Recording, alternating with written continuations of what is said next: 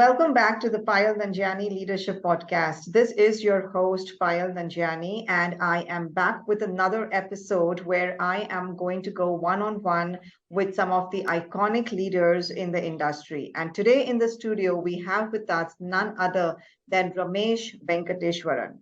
Now, let me tell you a little bit about him. Ramesh is currently the Chairman Board of Governors of the Indian Institute of Technology, Palakkad, and a member of the Board of Governors of the Lawrence School, Lovedale. Ramesh is an adjunct faculty in the marketing area of the IIM Bangalore and IIM Udaipur. He is the recipient of the Distinguished Alumni Award of IIM Bangalore in 2009. He was the gold medalist of his batch of 1980 at IIM Bangalore. A keen sportsman, he has represented his state at the national level in badminton. Ramesh is also an author of the book, The Happiness Trail, A Roadmap to Success. And we are so privileged to have him here today, where he is going to be talking to us about happiness. Is it a mirage? Ramesh, welcome to the Payal Nanjiani Leadership Podcast. It is such an honor to have you here with us. Good morning, Payal, and absolute pleasure to be with you. Looking forward to chatting with you for the next few minutes. Thank you. And so I remember when you and I connected, I know I've not read a lot about you because you have so much of accomplishments. But one thing about you, which is famously known, is that you have, from being a corporate CEO to being a professor, you have taken this entire journey. So how did this transition happen for you, from corporate CEO to getting into the education field? Well, it's a good question, Payal. A lot of people ask me this question. And to be honest with you, there is no great planning, and life takes you on a journey, and you sort of just make the best of the journey that happens. I thought I was a very, very hardcore corporate person. Background was very typically conservative, South Indian government servant family and so on. So we were job oriented. And I was doing very well in the corporate world till when I was there. But I think, you come to crossroads in life and you come to points where you have to take decisions. And while I was doing extremely well in the corporate world, I realized, for whatever reason, that's a long story in itself, that I needed to change my job. And then when I was thinking about it, I said, if I change my job and get into another job, will the environment change and give me an environment which will ensure that the reasons I'm leaving the job will not be there, and therefore it will have a different. When I sat back, I looked and saying that I will only be changing the location, but not the context in many ways. And therefore I took a pretty bold decision of leaving the corporate world. And at a very young age of 38, and in the 1990s, we got no salaries. Then India got money only after 1995 onwards. Wow. But anyway, I had 3 mouths to feed, no bank balance. And that was one of the lessons I learned, in retrospect. You see, all the case studies are written after the event, and you ran retrofit or force fit solutions to issues that I'm sure managers never thought about at that time. They just thought they had to go, but then you try to pick up a learning. I could do another job, but I decided that I won't do that. And then I went into corporate consulting. And that is again serendipity, fate, destiny, call it what you want. After 17 years of doing pretty well there, I got a call from I guess I had teaching in my blood, because when I was a private management consultant, I started teaching at the IIM. And I think I come from a family of teachers in many ways, and teaching is in the blood. And I enjoyed teaching at IIM. It was my alma mater, and my programs were doing very well, and therefore it was good. But how did I get into education? Moving into education was really in 2005. I got a call from my school, my alma mater, which is a 168-year-old public school, heritage school. They were going through a whole lot of problems. And for some reason, they chose me. I'm not a school education person at all. And I think 2005 was the critical period when I moved out from corporate, commercial consulting and others into education. So it's happened by chance in many ways. I don't think I planned it in any significant way. Um, and therefore, one of the important lessons I learned was I left the corporate world in 1990. So when I look at it, my life has been divided into blocks of 15 years. 1973 to 1990, I was in the corporate world. 1990 to 2005, I was in my management consulting world. And 2005 to today, 17 years, I have been really a hardcore educator in some way or the other. Wow. And if I had to leave behind one thought, it is the crucial decision I took in 1990. And therefore, one of the lessons I learned is it's not only important to know what to do, it's very important to know what not to do. And I Hmm. think that was the True. single piece of clarity I had. Going back into a corporate job, I would have got my salary, I would have got my everything, Hmm. but did I really want it? That is the reason I was leaving this. And I I think that's been the transition. I think that's so wonderfully put, Ramesh, and especially when you said, it's not important just to know what you want. It's also important to know what you don't want. And I think sometimes when we put more focus on what we don't want as a person, as an individual, that brings about so much of clarity. Otherwise you get pulled in all directions because, with the experience you have, I don't think it was an easy decision to move out of the corporate world, that also from a role of a CEO, and get into the education sector. But you were very clear on what are the things you don't want in your life, and that helped you to take that step. Yes, I think, as I said, many of these things, Payal, we do this, in hindsight. But Mhm. one of the things I have learned again with age is always try and analyze it and bring it into a conceptual framework. And therefore, the concept I learned was it's not only important to know because, when you talk of leadership and management, which direction, vision, and all that stuff is good. But what is it that you don't want to do? What is it that you shouldn't be doing? What is it that you're not capable of doing? You Hmm. know, and True. that has Yeah, it's come to me in hindsight. But then I would use that for my future lessons.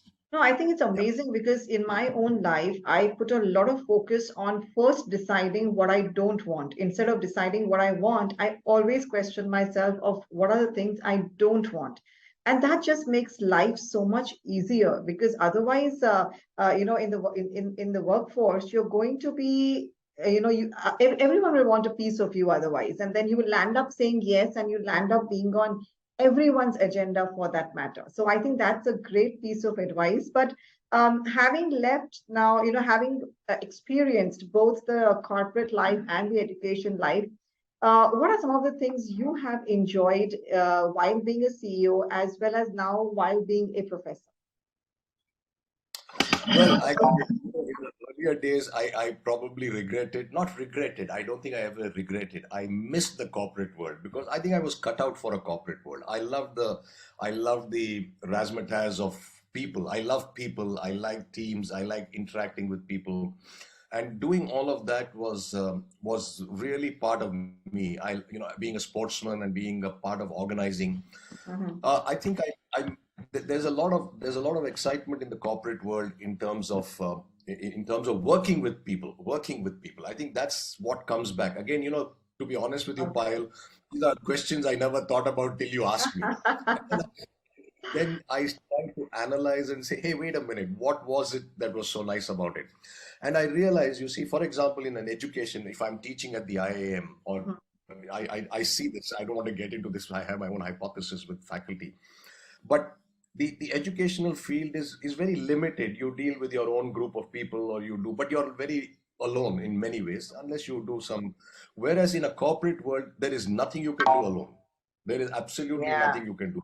It's becoming true. even more difficult today, It because is. today Yes. you that as a boss, you don't know everything. You just need to know where to go to get your answers, and Hmm. you need to know how to define a problem. That's all you need to do.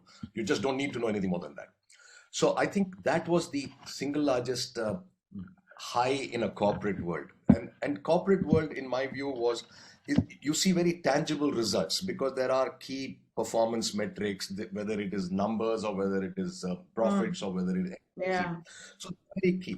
The education world is a little more gray. You're making people. You're dealing with people, and so on. But interestingly, Payal, after as you ask me this question and I think about it, Mhm. again, getting into the education, I've had two well, I think I must be very unique in one way, which I thought about it today.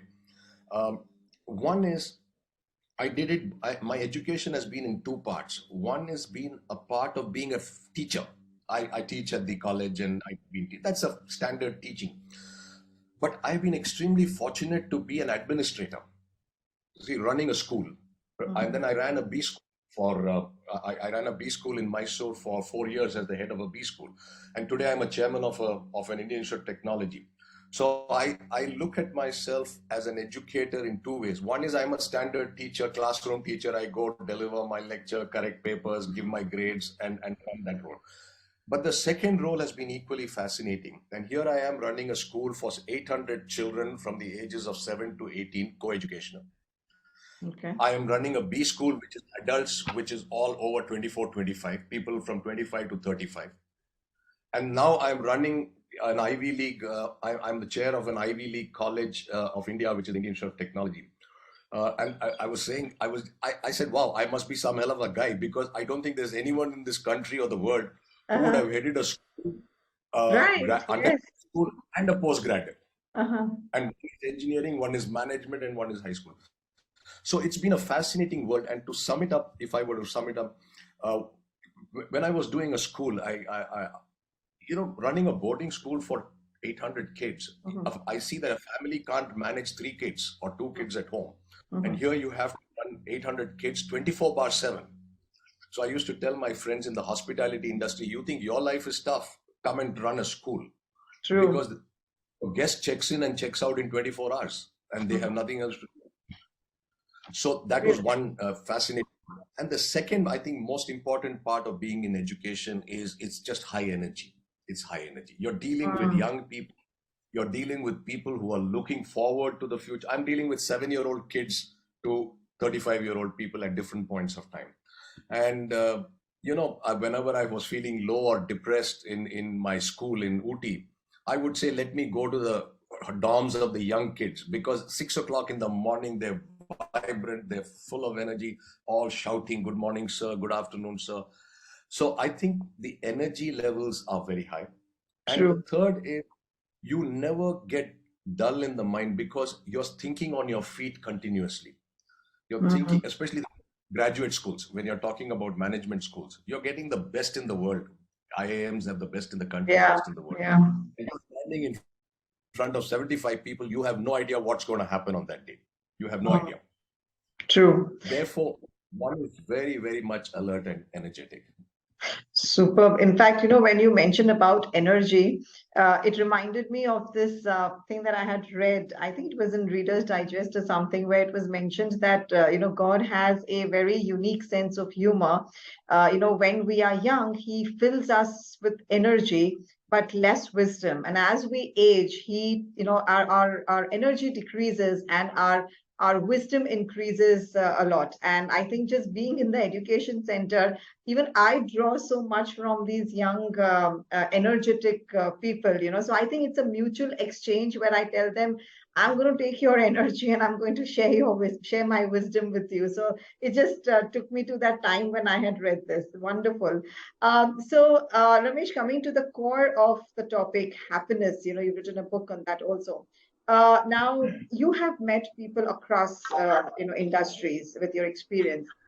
How do you think people usually define happiness as, whether in the past or now? How do you think people are actually defining happiness? What's their definition like? That's the question I get asked because I'm writing this book. But if I were to just wrap up my last session, the last question you asked me, it strikes me. I think the basic difference between the corporate world and education is in the first part of my life, I was making a living. In the second part of my life, I'm making lives. Oh, And I wow. think that is the way I would, I would really define the two parts of my life in some way or the other. My adult life, if I were to say Mhm, so. mhm.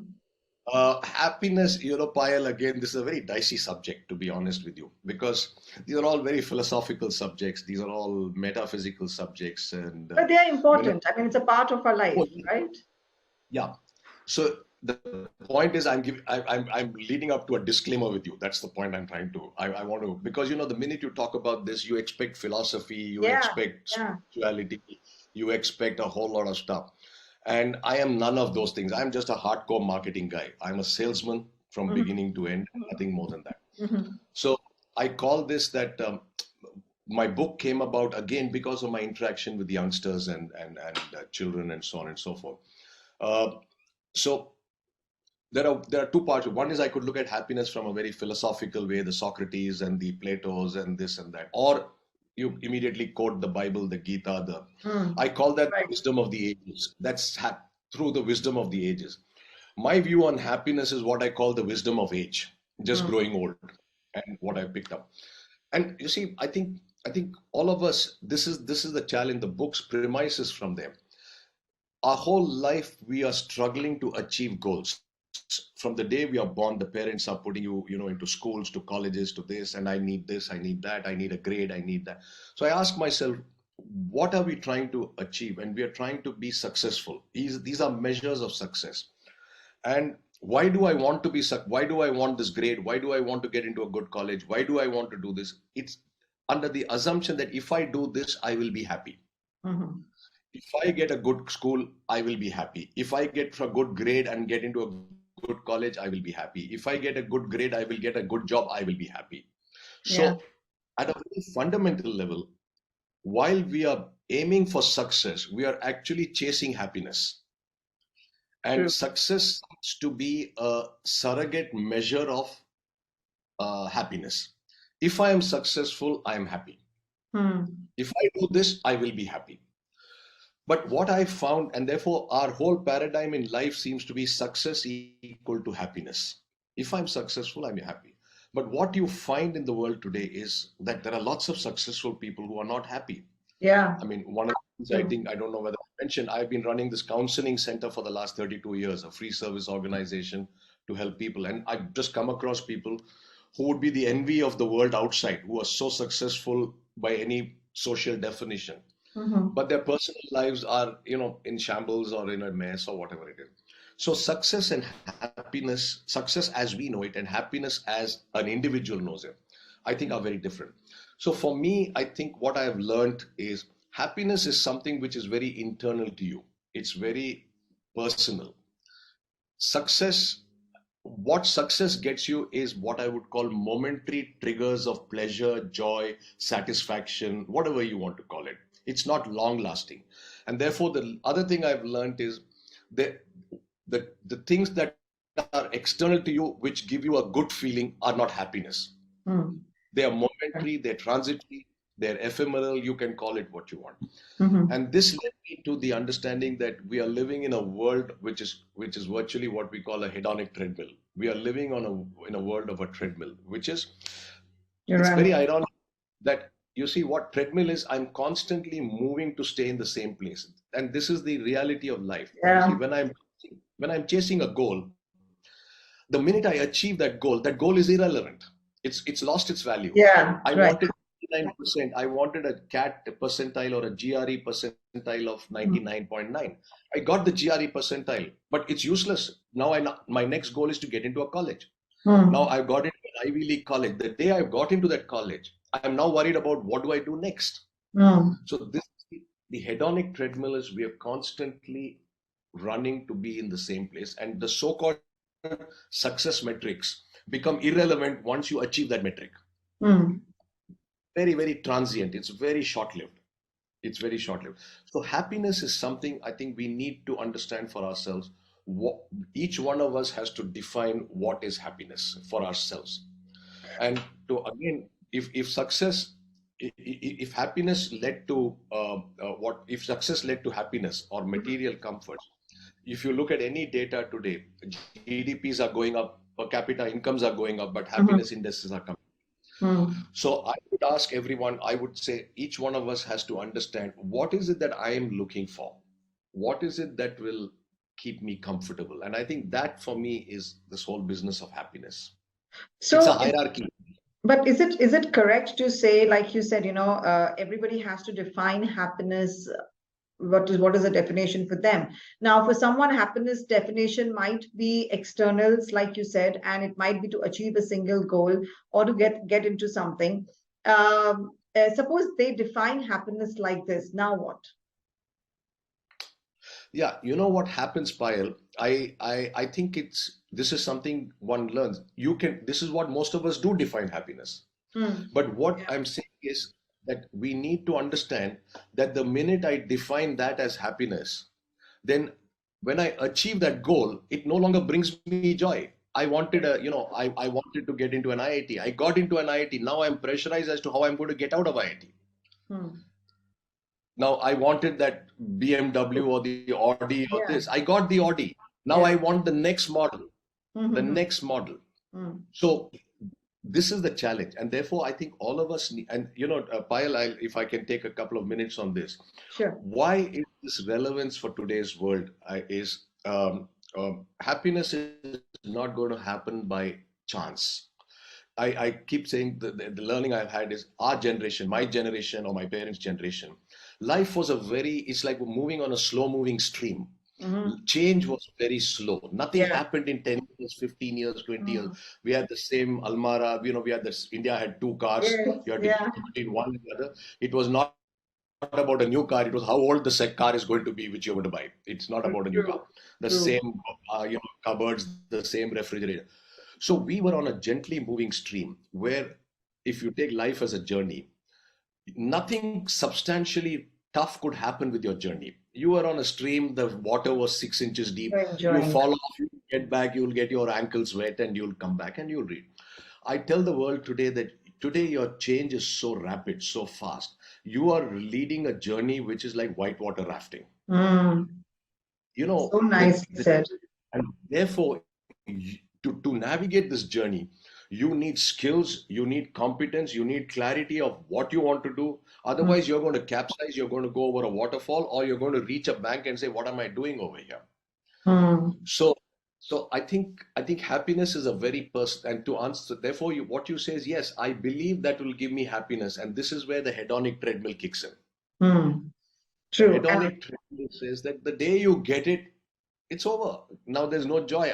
I'm now waiting for the next Audi model, the next BMW, the next apartment. I got a good apartment, which today Mm. I thought would be a great achievement, but I got it. The second challenge of happiness is, if I may Yeah, add to this, please. Yes. the second challenge of happiness is what makes us unhappy. Think about it. It's expectations or envy. See, what are the triggers of unhappiness? Really, it's because most of us set our goals by somebody else's achievements and performance. Yeah, we're always I, comparing, always comparing. Gore Vidal says, so this is the problem, and this is the problem. So if we are always comparing, so my Yeah, benchmark of success is dependent on you and not on myself. right. And this is why what happens. So why I'm saying this is there are two elements which we have to be worried about. One is expectations, one is envy. Mm-hmm. Expectation leads to envy, or envy leads to expectations. It could be either of them. Mm. I envy you, so I expect this, or I Yeah. expect this, and therefore I envy you. And we can get into a discussion on this. But so the point is, happiness is all about clarity about who I am. Who am I? What do I want? As I told you, and we just said in the beginning, what is it that I don't want? I don't want the Audi that Payal is wearing because is Mm. driving. It doesn't matter to me. I'm quite happy with it. But the minute I decide my success is going to be decided by Payal, Mm. then my parameters of working change irrespective of my competence, my values, my whole thing. So I Right. think this is the challenge the generation faces today in many ways. But coming to the generation, Ramesh, even parents have a big hand in the way they are raising their children. We from beginning we compare. Oh, you know what? Your classmate got this grades and you've got lesser grades. And we push them into that race that, okay, see what someone else got. Are you up to the mark with them?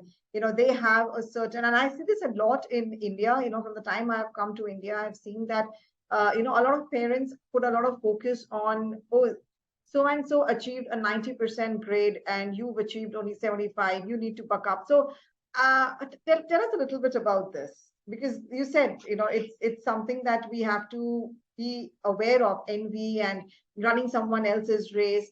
But we actually start this from, and I see it more here. So how would you address that? Yeah, Payal, I think this is a very valid point. It's a double-edged sword. Let me be clear.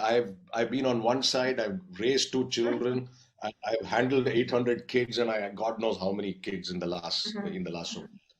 And I think it's a double-edged sword, to be honest with you. See, because one is, why are we like this? I've analyzed this a lot in a very loose manner, not in a very scientific manner. And I see a significant change happening in the country. Let's be clear. See, people like us who grew up, we Mm. grew up in a life of shortages. We grew up in a life which had just got independence from the British. And therefore, we had to fight for every little bit of resource that this country had. Oh, okay. I grew up in a car when I was in IIT Bombay. My adult life, I know my adult life in Bombay, we couldn't get milk, we couldn't get bread, we couldn't get sugar in Bombay city or in the country. Hmm. So therefore, and our parents were from middle class or lower middle class, a large number of them. And therefore, it was very important for the children to live the dreams and aspirations of the parents. And we had very limited choices. As I said, you had to choose between two cars and three refrigerators. That's all you Mm. had. There was Mm. no, we waited for phones for 10 years. We waited for cars for 15 years. Mm. So it was very natural that it happened. But if you come back to India today, and Mm. I'm not talking about the 700 million people who are on the below the Right, line, right. but I'm talking about the 300 plus million who are above middle class. I see the children of today have a lot of flexibility. The pressures are much less, because there is an availability over there. There is an availability. So I tell my children, listen, I'm an engineer, but do what you want. Please feel free to do it. My father never gave me that flexibility, Yeah, yeah. I've because heard he I've grew up heard in a about these completely different. things. The world was very different. Mm. Today, when I joined college, there were 5 colleges, 10 colleges in the country. Today, you can go to 200 colleges in this country or go anywhere in the world if you have Mm. money. Even at the lowest income group, the lowest socioeconomic strata, the opportunities have opened up so much. How many youngsters today are coming from villages and two-tier cities to Mm. colleges like the IITs and so on? So I think Mm. the world has changed, number one. Number two, the double-edged sword is the other one. I Mm. think the world is going too much into this psychology of raising children. And I Yeah. think that's not a great thing. I read it about the American world, and we grew up in a thing where a teacher took out a cane and whacked you. And our great moment of pride was he whacked me 6 times and changed 4 canes, and he changed only 2 canes for you. So we were heroes. And the point I'm That's trying to hilarious. make, the point I'm making, Payal, is you see, we do need comparisons. Otherwise, you become a vegetable. Mm. If Federer is going to say I can't, if somebody is going to say, oh, Federer, I can't compare myself with Federer. I don't. Mm. I want to be a Federer. Come on, for heaven's sake, I do want to be a Federer. That Mm. is where you have to understand what is your capability, competence to become a Federer. There's no point in aspiring for something that you don't have it in you. Mm. This is the so I think this is Absolutely. the double-edged sword that people, I think parents need to put pressure. See, there is again, because of my experience in counseling, people use the word stress as a very negative word. Stress, but stress is not a word. There is a positive stress and a negative Oh, stress. And yes. you need Yeah, to absolutely. there is a positive stress, which is eustress. There is a negative stress, which is distress. If you Mm. don't have the positive stress, you don't perform. Mm. You need some Right. the butterflies in the stomach kind of stuff. Yeah, You need it. that's true. So Yeah. as we always say, it's important to have butterflies in the stomach, but make them fly in a formation. Mm. Use the stress constructively. True. The And min I think, Ramesh, with the exposure that the children have these days, to the information available, to some extent, I think, like you said, they have a lot of awareness. Pressure is needed, like you're saying, that there is, positive pressure that the parents can, or any of us can actually put on ourselves or on others. And when you mentioned this thing that pressure is needed, do you think that these days, whether it is children or whether it is adults, we are putting the right kind of pressure on us, if I'm not going away from the topic, because happiness, I think, somewhere is connected with also the pressures that you mentioned. Yeah, yeah. So you're right. I think this is a very, very valid question, and you asked, and I've said it, and you asked me this question. Yes, the question is, are you putting the right kind of pressure? Now, it's like the famous Einstein thing that if you judge a fish by its ability to climb a tree, then it's a failure. Yes. So I think parents need to motivate. I think parents should, and this is very important in the Indian context since you're talking about it, because Mhm. we as a country for a few thousand years were centers of excellence. And today we have become a completely chalta hai, indifferent, casual nation. And I think it's because we don't put enough pressure on ourselves for excellence. So is there a role of parents? Of course, there's a role of parents. Is there a role of the faculty, teachers? Yes. But am I channelizing the pressure in the right direction? Hmm. Is it that I want my son to be an engineer because I was an engineer? That's wrong. When my son wants to be a musician, I must pressurize him to become a great musician. Hmm. And I say, don't Yeah. settle to be a second-hand musician. Yeah. Don't settle to be a third-rate painter. Yeah, yeah, right. So you're just so spot on, Ramesh, on this. That's And it. this is so lovely that you have put up, and I think this happens with each of us. We have been reading so much now with the information available. We want ourselves and our children to just be the number one. We just want them like second and third will just not do anymore. So it is again, this is the second point I think we need to clarify. This is again part of happiness. Mhm. I use it in my five eyes. See, the question is, I don't want you to the. I would like you to be the best, Mm. but more important thing is at the end of the day, are you clear to your conscious that you have given it your best? Mm. See, True. everybody I believe cannot be a that. Federer, everybody cannot be a Picasso, everybody Mm. cannot be X. But in your mind, when you go to bed at night, are you done? Have you given it your 100%? Mm. Mm. I Very think right. that is where happiness lies. I so Whether believe in that. I so believe in that, that just giving your best is important. I think that is really the bottom line for looking at pressure. Put pressure on yourself to say, I will not do something second rate by Mm. my standards. Mm. That's and everybody is not there at the top. True. And I think this is so valid even in the corporate world. We want to, we are pressurizing ourselves just maybe in the wrong ways. But you mentioned about the five eyes. Are these the five easy steps that someone can follow to be happy as well as successful? Well, this is my view, Payal. I mean, as I said, I'm not a philosopher, I'm not a spiritual leader, I'm Yeah, not but any we of would those love to things. know those five eyes or those five Yeah. ways that Okay. someone can get there. So how did these five eyes come up? It's because one of my classmates from college said, what are the five things you will leave for your grandchildren to lead a happy and meaningful life? And Oh, I looked at what was I doing for the last 20 years with children when I've been interacting, and mhm. that became a book. And Payal, any management type of person, you have to put it as three W's, four H's, six S, five something. So I came out with my five eyes, and it was evolved over a period of time. And I believe that if you follow these five eyes, um, it certainly will help you be comfortable with yourself. It Mhm. can't do you any harm, irrespective of how you define success. It could be $100 million in the bank. It could be the greatest painter. It could be the best mother. It could be the greatest musician, whatever it is. So my five eyes are fairly neutral, and like any other for it's not a formula to say become use these five eyes and become rich, use these five Mm. eyes and become popular. No, it use these five eyes and be happy, Mm. basically. So my five eyes are, I'll quickly run through them Sure. yeah.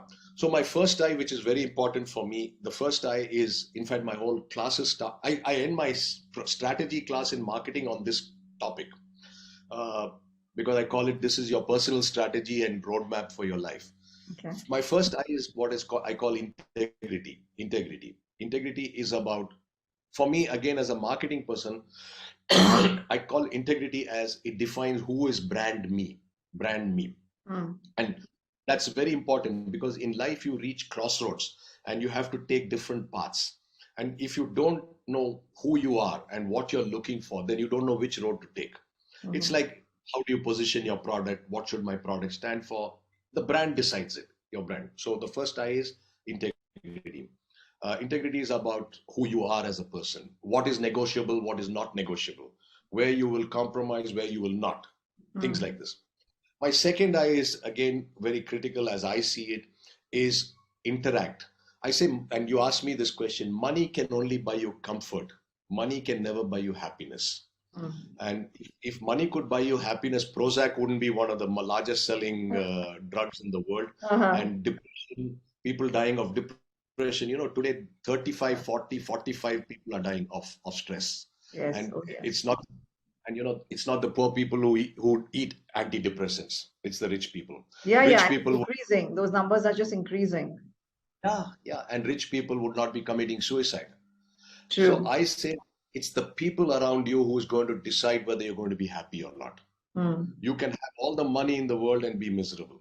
You come home to an unhappy family, Mm. unhappy situation, you go to an unhappy office environment, whatever it may be.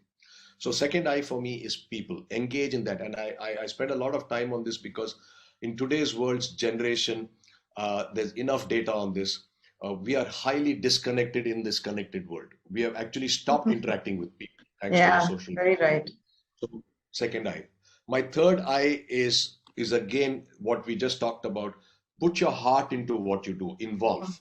If you put your heart into what you do, if you put your heart into what you like, you can never be unhappy. So follow your heart. I would think follow your heart more than your mind. Mhm. Do I enjoy this? So that's why I told you when I left the corporate world, I followed my heart. When I went to school, I followed my heart. When I went teach at IIM, I followed. This is again a lesson I've learned in retrospect. I said, what is it that made me comfortable with everything? What is it that left a mark? And I realized at the end of the day, it was not the mind that took me; it was the I heart agree. that took me. Yeah. So, and put your heart into it because again today we have become a world of shortcuts. You see, we are all looking at market caps, we are looking at ESOPs, we are looking at earnings, and you Mhm. have seen the number of corporate scams happening in the world, multi-billion dollar Oh, scams yes. happening in the Oh, world. yeah. Why? It's because we are chasing a target and metrics, and in the process we take shortcuts. So I have this other favorite saying, today nobody wants to take the stairs, we all want to take the elevator to reach the top. Nobody wants to do the full journey through climbing up the staircase. But Mhm. actually, walking up staircases, you see the environment so much better at every floor.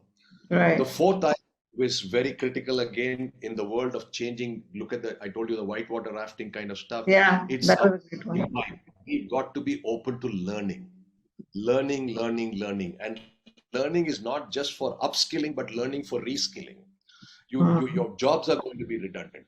And again, for the corporate leaders, I keep saying this.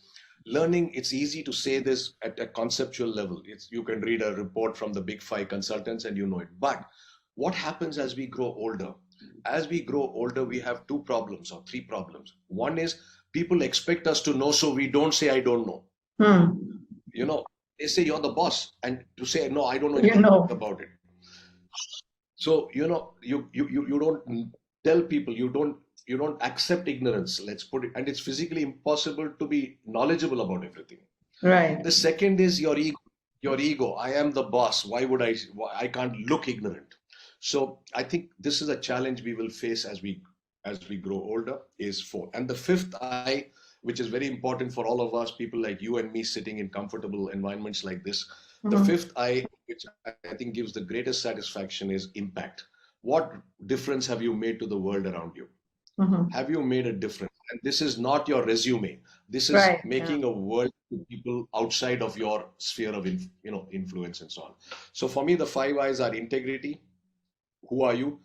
Interact people. Involve. Put your heart into what you do. Fourth is imbibe. Keep learning and absorbing. And the fifth is impact. What difference have you made to people? I believe that if you follow these as thing, uh, you will generally be more comfortable with yourself. I don't want to use the word happiness, but let's say Mm. you go to sleep comfortably, you wake up looking forward to the day. Wow, I think, and that's so important. You sleep peacefully and you wake up in peace and high spirits. Ramesh, Absolutely. you have shared so much of your wisdom. To wrap this up, I would want you to give at least one big piece of advice for people who want to succeed and be happy. What would that just one advice be? Payal, I can only give one. It's very tough to say. I think the most important thing for people Mm, is ask yourself, what is success mean to me? Because subconsciously, we are defining success by other people's metrics. mhm, And that is what success tends to mean. Success is I need to do this because he or she is doing it. So my view of my thing is be careful of your metrics for success. Time off of it. Number one. I'll just quickly wrap this up. Number two, I think please remember that calibrate yourself periodically. You see, I call this five eyes my GPS to success.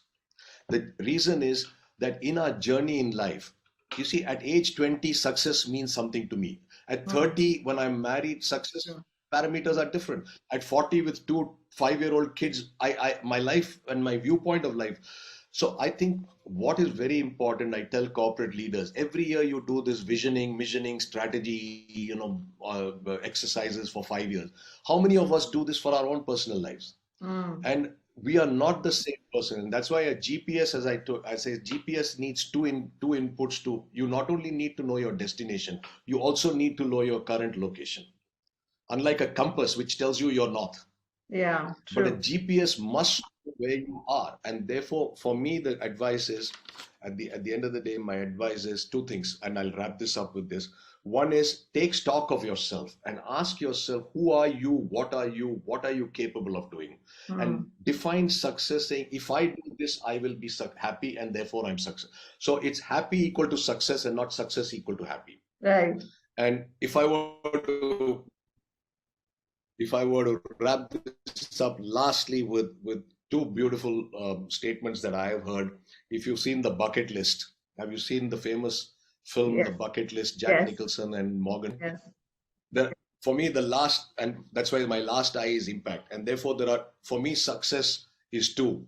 One is Morgan Freeman says that in Egyptian mythology, there is a saying that when you die and go up to heaven, before you are allowed entry into heaven, you are asked two questions.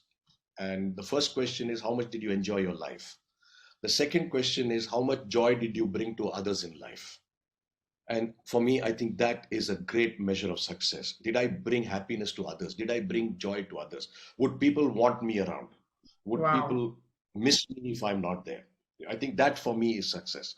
And the second one, in the same film, at the beginning of the film, he says a beautiful statement. And he says, you measure yourselves by the number of people who measure themselves by you. Mm, And oh, well I put. thought it was an excellent definition of a role model. And I think I would look back and say that this, in a way, encapsulates what I might have defined as success, knowingly or unknowingly. Wow, I think that is so well put, Ramesh, and it has summed up everything, how you started off with happiness and you looped in everything. So, thank you so much, Ramesh, for your time. I know how busy your schedule is, but you took the time to come and share your insights and your knowledge with so many of our listeners. And the analogies that you gave, I think those were really, really important for all of us. So, thank you so much. Thank you, Payal. I still hope we will get to meet in Bangalore and Yes. catch up with you. I look Yeah. forward. I know I'm going to be in India for some time, so I really look forward to catching up with you. And this is for our audience. This is Ramesh and Payal wishing you loads of success in your career life. God bless. Thank you. Been a pleasure. Thank you.